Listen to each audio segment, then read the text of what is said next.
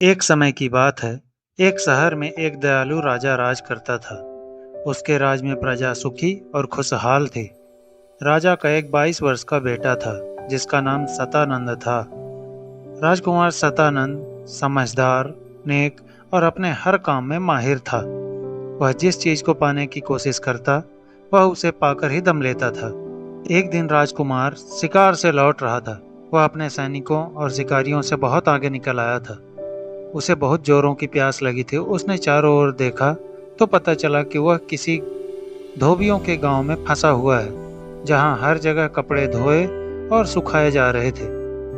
राजकुमार की नज़र पास के ही एक घर पर पड़ी, जहां छत पर एक लड़की अपने बाल सुखा रही थी। उसकी सुंदरता ने राजकुमार को मंत्रमुग्ध कर दिया। राजकुमार ने इतनी खूबसूरत लड़की अपने जीवन में कभी नहीं देखी थी। जैसे ही लड़की की नजर राजकुमार पर पड़ी, वह तुरंत नीचे उतर गई। तब तक राजकुमार के साथी और नौकर भी वहां आ चुके थे। राजकुमार के सिपाहियों ने उसी घर से पानी लाकर सबकी प्यास बुझाई और फिर वे वापस महल लौट गए।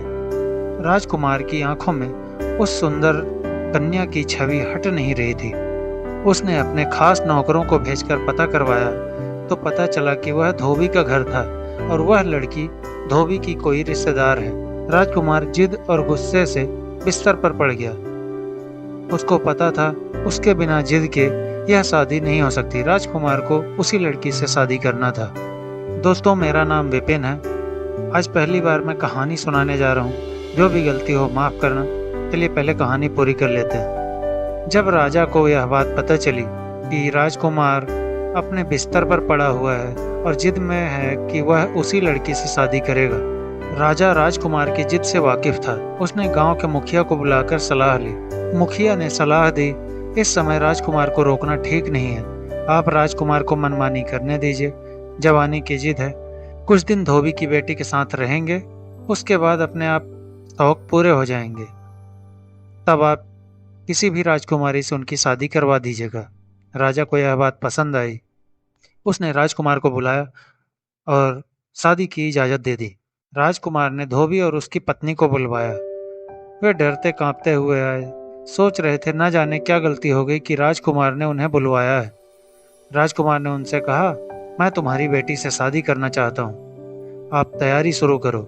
राजकुमार ने सोचा था कि धोबी और धोबिन खुशी से समा नहीं पाएंगे और राजकुमार के चरणों में गिर जाएंगे, लेकिन ऐसा कुछ हुआ नहीं। इसके बजाय वो दोनों सोच में पड़ गए। कुछ देर सोचने के बाद बोले, राजकुमार, यह तो हमारी खुशनसीबी है, आपने ऐसा इरादा किया, लेकिन मैं अपनी बेटी से बिना पूछे कुछ भी जवाब नहीं दे पाऊंगा। राजकुमार को पहले तो बड़ा गुस्सा आया कि एक तो वह धोबी का सम्मान कर रहा है, उसकी बेटी से शादी कर रहा है, और यह उसकी बात को ऐसे टाल रहा है कि बेटी से पूछ कर बताएगा। लेकिन उसके दिल का मामला था, इसलिए धोबी की बात बर्दाश्त कर गया। उसने धोबी से साफ कह दिया, सुनो, मुझे इनकार सुनने की आदत है नहीं। वे दोनों, धोबी और उसकी पत्नी, डरते कांपते जैसे आए थे वैसे ही चले गए। घर पहुंचकर उन्होंने अपनी लड़की से कहा, राजकुमार तुमसे शादी करना चाहते हैं। अगर तुमने मना किया तो हम जान से हाथ धो बैठेंगे। लड़की कहने लगी, ठीक है, मैं तैयार हूँ, लेकिन राजकुमार से कहिएगा मेरी कुछ शर्तें हैं, वो खुद आकर सुने। अगर मंजूर हो तो बारात लेकर आ जाएं। तब राजकुमार को यह बात पता चली तो उसे भी जिज्ञासा हुई कि देखें यह धोबी की लड़की क्या क्या शर्तें रखती है। राजकुमार अपने कुछ साथियों के साथ धोबी के घर पहुंच गए। राजकुमार जब पहुंचे तो नीचे के एक कमरे में एक तरफ पर्दा डालकर लड़की बैठी। लड़की ने बोला, मेरी 4 शर्तें हैं, अगर आपको मंजूर है तो मैं आपसे शादी करने को तैयार हूँ राजकुमार। राजकुमार ने बोला, ठीक है, बताओ। लड़की ने अपनी पहली शर्त रखी, मैं आपके महल में रात नहीं गुजारूंगी, सुबह जाऊंगी और शाम को वापस अपने घर आ जाऊंगी। राजकुमार ने सोचा, ये क्या बात हुई, ये कैसी अजीब शर्त है। लेकिन फिर उसने सोचा कि सब कहने की बातें हैं, एक बार शादी हो गई तो महल छोड़कर झोपड़ी में कौन वापस आएगा। राजकुमार ने बोला, ठीक है, मंजूर है, अपनी दूसरी शर्त बताओ। लड़की ने दूसरी शर्त बताई, आप मुझे छूने या बात करने की कोशिश नहीं करेंगे, यहाँ तक कि सिर्फ हमारा नाम का रिश्ता रहेगा, आप मुझे छू नहीं सकते हैं। राजकुमार को यह सुनकर हंसी आ गई। शादी है या मजाक है? लेकिन वह बोला, चलो यह भी मंजूर है। दूसरी शर्त उसने रखा, मैं आपके महल का ना कुछ खाऊंगी ना ही पीऊंगी। राजकुमार ने बोला, यह भी बकवास है, जब दिन भर रहोगी तो कैसे मुमकिन है कि कुछ खाओ और पियो ना। फिर वह बोला कि चलो ठीक है, यह भी मंजूर है। मैंने चौथी शर्त रखी, अगर आपने मुझे गलती से भी छूने की कोशिश की तो हमारा रिश्ता वहीं पर खत्म हो जाएगा, फिर मैं कभी वापस नहीं आऊंगी। राजकुमार ने सोचा, यह बड़ी अजीब लड़की है, कैसी बदतमीज है। एक बार शादी हो जाए, इसकी सारी शर्तें धरी की धरी रह जाएंगी। राजकुमार ने बोला, ठीक है चलो, मुझे तुम्हारी सभी शर्तें मंजूर है। लड़की ने कहा, अगर आपको शर्तें मंजूर है तो फिर आप बारात ले आइए। लड़की हमेशा से नहीं चाहती थी कि उसकी वजह से धोबी किसी भी मुसीबत में पड़े।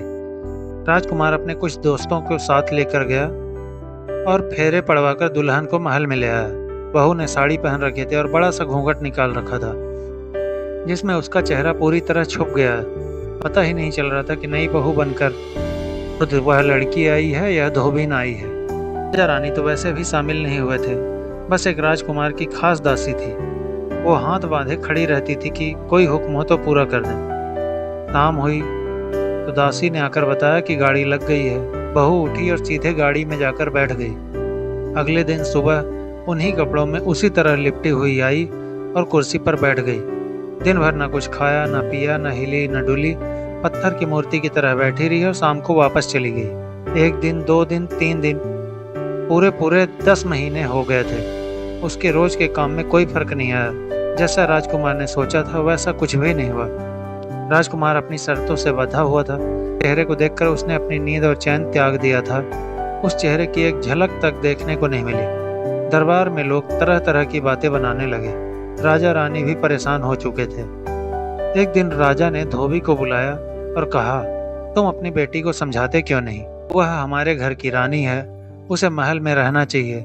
इस तरह रोज रात को चले जाना अच्छा नहीं लगता, लोग बातें बनाते हैं। धोबी हाथ जोड़कर बोला, महाराज की जय हो। सच बात यह है कि वह मेरी बेटी है ही नहीं। एक दिन मेरे घर पर आई और बोली, दुनिया में मेरा कोई नहीं है, मुझे अपनी बेटी बनाकर अपने घर में रख लो। हमारी कोई औलाद नहीं थी। मेरी पत्नी को उसकी सुंदर सूरत भा गई।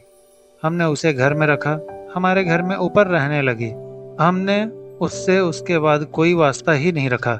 कहाँ खाती है, क्या कहाँ पीती है, क्या करती है, हम कुछ नहीं जानते। कभी कभी मेरी पत्नी के पास आकर बैठ जाती है। माँ कहती है वो बेचारी इसी में खुश रहती है। उसने हमें कसम दे रखी है तो हम चुप रह गए। जैसा उसने कहा वैसा ही हमने किया। महाराज, उस पर हमारा कोई जोर नहीं, आप हमारी जान बख्श दीजिए। धोबी चला गया। राजा और राजकुमार सोच विचार में पड़ गए, करें तो क्या करें। राजकुमार का मन हर तरफ से उचट चुका था। आखिर एक दिन किसी को बिना बताए वह महल से निकल पड़ा। बस अपनी दासी को बताया, मैं जा रहा हूँ, पता नहीं कहाँ और पता नहीं कब वापस आऊँ। मेरे पिताजी अब मेरे बारे में कोई पूछे तो बोल देना कि यात्रा पर गए हैं। दासी ने सोचा, चलो अच्छा है, कुछ दिन इस झंझट से तो मुक्ति मिलेगी राजकुमार को। का मन दुनिया से उठ चुका था। वह किसी पर्वत की तरफ निकल गया। महीनों इधर उधर भटकता रहा। एक रात जोरों की बर्फबारी हो रही थी। बर्फ से ढकी पहाड़ी पर रात गुजारने के लिए राजकुमार एक गुफा की तलाश कर रहा था। काफी देर की मशक्कत के बाद उसे एक गुफा में कुछ रोशनी दिखाई दी। डरते डरते अंदर पहुंचा तो देखा एक बहुत बूढ़ा आदमी पूजा कर रहा है। उसकी आंखें बंद थीं, दाढ़ी और सिर के बाल बहुत ज्यादा बढ़े हुए थे। एक चिराग जल रहा था जिसमें लगभग 1 गज लंबी बाती जल चुकी थी और 1 गज लंबी बाती अभी भी बाकी थी। उन्हें देखकर राजकुमार के दिल को बड़ा सुकून मिला। वह भी उनके कदमों के पास बैठ गया, लेकिन उस बाबा ने आंखें नहीं खोली, जैसे उन्होंने समाधि लगा रखी हो। उन्हें कुछ खबर नहीं थी, ईश्वर के ध्यान में डूबे हुए थे। राजकुमार वहीं रहने लगा।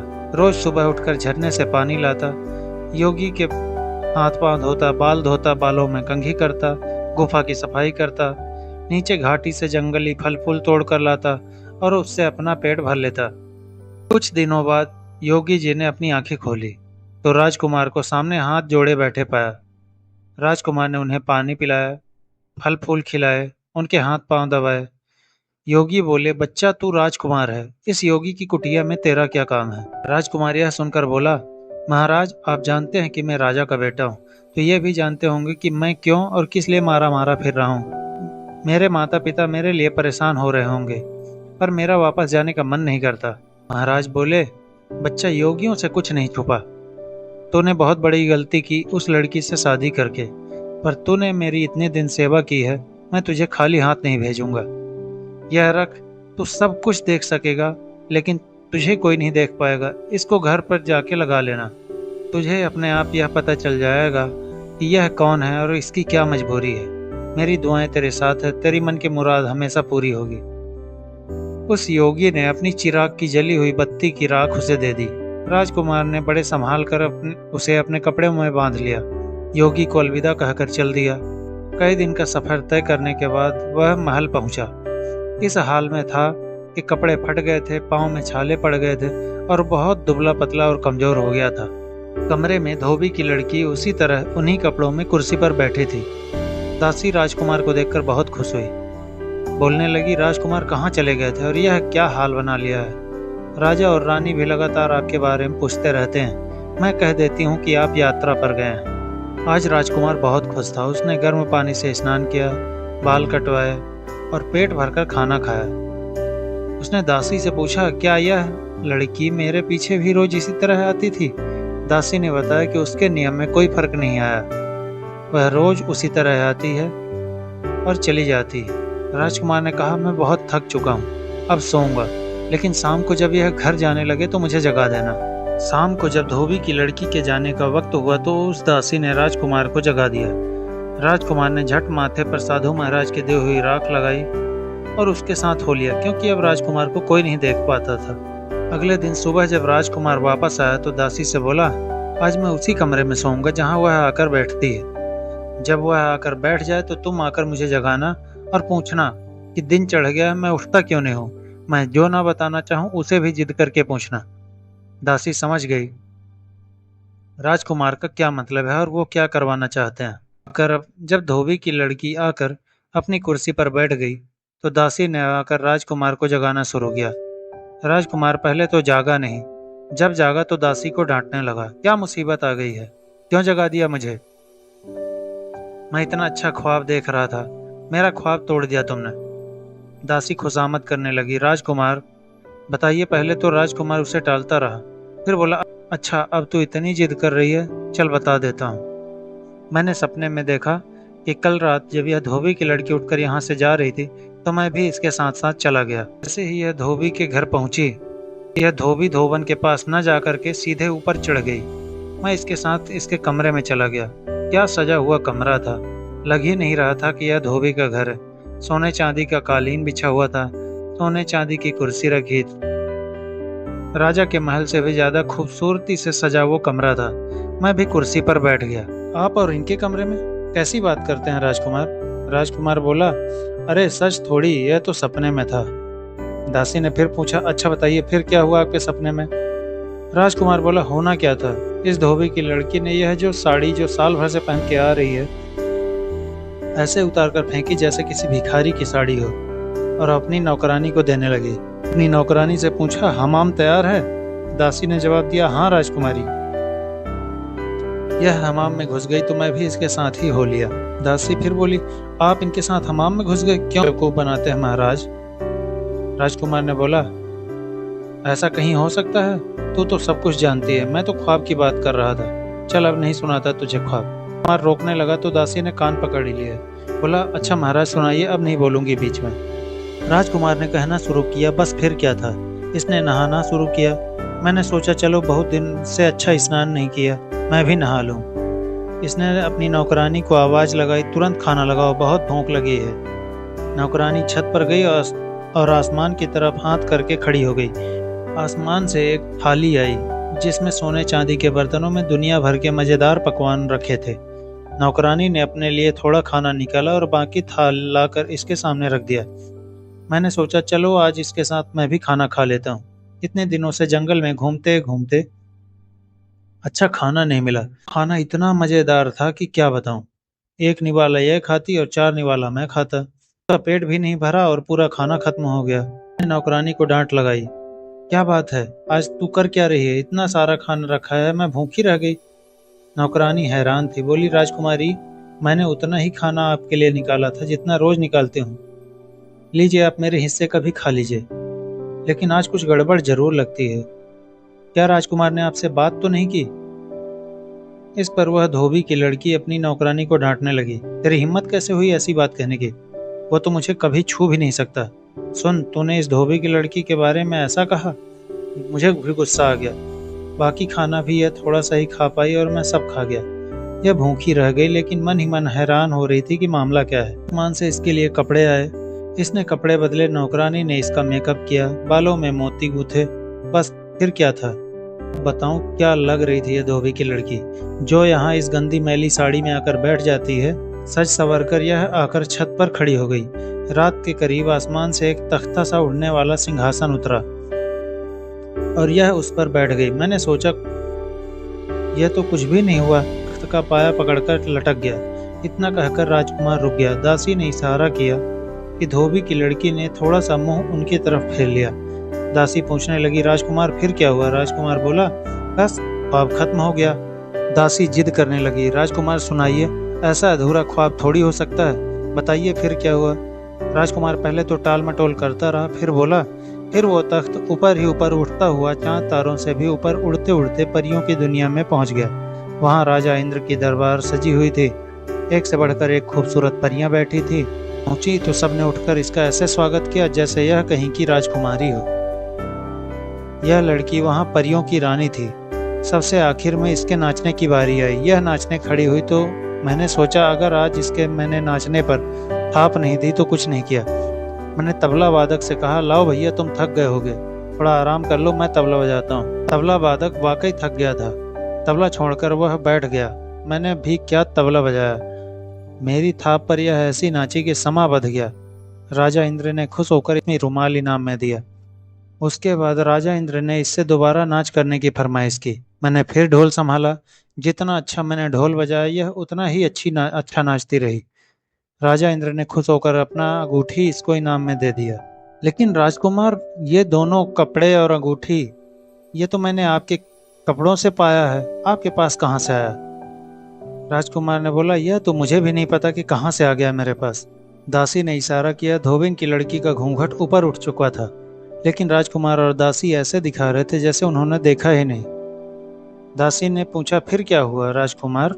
उसके बाद नाच खत्म हुआ तो राजा इंद्र उठ खड़े हुए। राजा इंद्र दरबार से उठकर गए और यह भी भागकर उड़न खटोले पर बैठ गई। जल्दी जल्दी में अपना इनाम तबला बजाने वाले के लिए ही छोड़ आई। सोचा होगा कल ले लेगी, लेकिन इसे क्या पता था कि वो सब मेरे पास आ गया है। इसका तख्त उड़ा तो उसके तख्त के पैर पकड़कर मैं भी लटक गया। बस यहीं तक देखा था कि तूने आकर जगा दिया। तो धोबी की लड़की कुर्सी से उठकर राजकुमार के पास आ गई और बोली, राजकुमार, अब तो आप जान ही गए होंगे कि मैं धोबी की लड़की नहीं हूँ। मैं परियों की दुनिया की एक परी हूँ। अब मेरी कहानी सुनिए। परियों की दुनिया में मुझसे ज़्यादा अच्छा नाचने वाला कोई और नहीं है। रोज मेरा नाच देखकर ही अपनी सभा करते थे। एक रात मेरी तबीयत खराब थी। मेरे सिर में बहुत दर्द था और मुझे बुखार था। मुझे दरबार से बुलावा आया तो मैंने मना कर दिया। मैंने बताया कि आज मैं बीमार हूँ, महाराज को आज के लिए मना कर देना। राजा इंद्र को इसमें गुस्सा आ गया। वो आग बबूला हो गए। तुरंत मुझे बुलाया। मैं डरती कांपती पहुंची तो उन्होंने कहा, बड़ा नखरा हो गया तुझे अपने आप पर। जा, मैं तुझे सजा देता हूँ। तुझे साल भर धरती पर लड़की बनकर रहना पड़ेगा और अपनी पहचान छुपानी होगी। अगर किसी को पता चल गया कि तू परी है या किसी मर्द ने तुझे छू लिया तो कभी परियों की दुनिया में वापस नहीं आ सकेगी। मैं बहुत रोई, गिड़गिड़ाई, माफी मांगी, लेकिन राजा ने कहा, मैं अपनी बद्दुआ वापस नहीं ले सकता। हाँ, इतना जरूर है, तुझे रोज रात को भेजकर मैं परियों की दुनिया में वापस बुला लिया करूंगा, लेकिन साल भर तुझे धरती पर ही काटना पड़ेगा। मेरे पंख नोच लिए गए और मुझे धरती पर फेंक दिया गया। मेरे साथ मेरी दासी को भी धरती पर आना पड़ गया। मैंने अपने लिए धोबी का घर पसंद किया और धोबी की लड़की बनकर रहने लगी ताकि किसी को मुझ पर शक न हो। लेकिन मेरी किस्मत में आपकी सेवा करना लिखा था। कल मेरी सजा का 1 साल पूरा होने वाला था। मुझे मेरे पंख वापस मिल जाते और मैं वापस परियों की दुनिया में चली जाती, लेकिन इससे पहले आपने मुझे छू दिया। आपको मेरी असलियत कभी पता न चलती। आप यही समझते कि मैंने बेवफाई की और भाग गई, लेकिन सब खत्म हो गया। अब आप ही मेरे मालिक हैं और मैं आपकी नौकरानी। राजकुमार ने उस लड़की की यह हैरान कर देने वाली कहानी सुनी। फिर अपनी दुल्हन को लेकर राजा और रानी के पास गया और उनको अपनी आप बीती सुनाई। राजा को जब पता चला कि उनकी बहू धोबी की लड़की नहीं बल्कि इंद्रलोक की अप्सरा है, तो राजा की खुशी का कोई ठिकाना नहीं रहा। उसने पूरे धूमधाम से अपने बेटे की फिर से शादी की, खूब खुशियां मनाई। और राजकुमारी के साथ जो लड़की आई हुई थी राजकुमारी की दासी बनकर, उसकी शादी राजकुमार ने अपने एक मित्र से करवा दी। तो दोस्तों, कैसी लगी कहानी मुझे कमेंट बॉक्स में बताइए।